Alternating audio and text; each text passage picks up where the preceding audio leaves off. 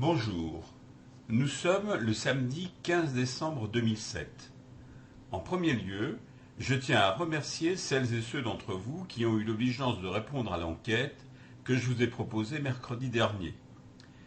Si vous n'y avez pas encore répondu, je vous rappelle que vous pouvez la trouver ici, http://www.succès, SUCCES, sans accent, donc, bourse.com/ENQ S majuscule B majuscule .html et qu'elle est totalement anonyme.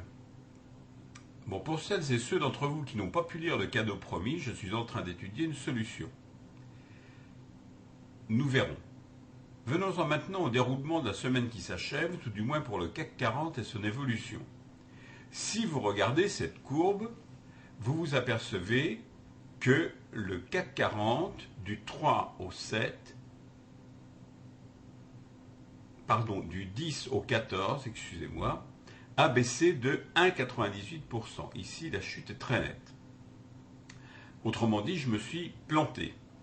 Ça me redonne l'occasion de vous rappeler deux choses. La première, c'est que l'analyse graphique donne des indications d'une forte probabilité d'un mouvement à la hausse ou à la baisse, mais elle n'indique aucune certitude, ça se saurait depuis longtemps. Le marché américain, qu'on le veuille ou qu'on le déplore, continue à influencer tous les marchés mondiaux ou à peu près, en tout cas les marchés européens.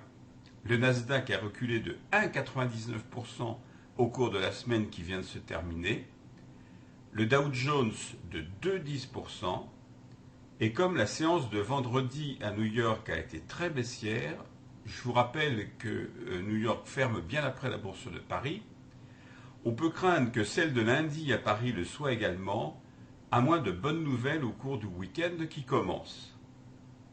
Qu'en sera-t-il donc de la semaine prochaine ?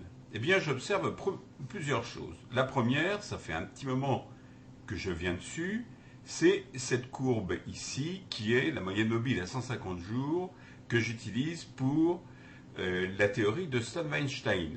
Comme vous voyez, elle est nettement en direction du bas et donc on peut dire qu'effectivement nous sommes bien au début d'une phase 4 de Weinstein dite de chute, c'est-à-dire que sur le long terme, le CAC 40 a de fortes chances de baisser. Les cours de vendredi, c'est-à-dire ici, sont juste au-dessus de la moyenne mobile à 20 jours de Bollinger, donc ils ont une chance de rebondir dessus et de repartir à la hausse, et une autre chance, autant à 50-50, de continuer le mouvement à la baisse.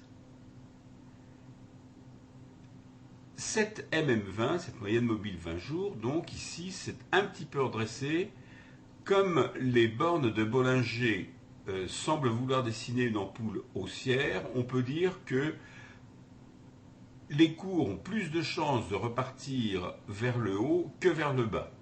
Maintenant, si on s'intéresse à ce qui est en dessous, c'est-à-dire ici les volumes par exemple, on remarque qu'ils sont quand même relativement faibles pour cette période de l'année. Regardez par exemple par rapport à ici.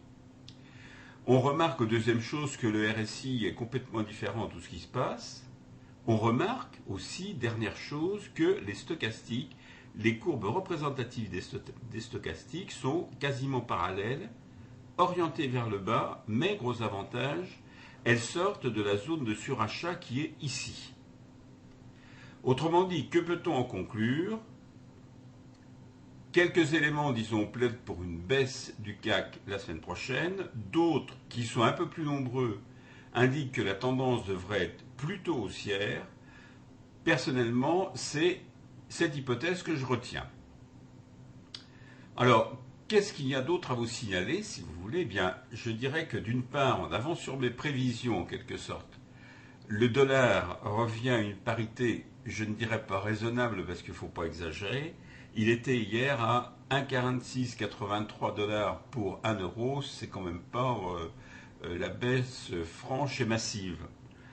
L'or est passé à 801,70 $ l'once, c'est-à-dire qu'en fait, sur le terme, il continue sa hausse. Certains analystes le voient d'ailleurs arriver à 2000 $ l'once en 2008, mais là, moi je trouve que c'est un petit peu exagéré peut-être. Maintenant, Je ne suis pas Madame Soleil qui est décédée, donc je ne peux pas vous dire. Je vous souhaite en tout cas de passer une excellente semaine boursière et je vous dis à la semaine prochaine.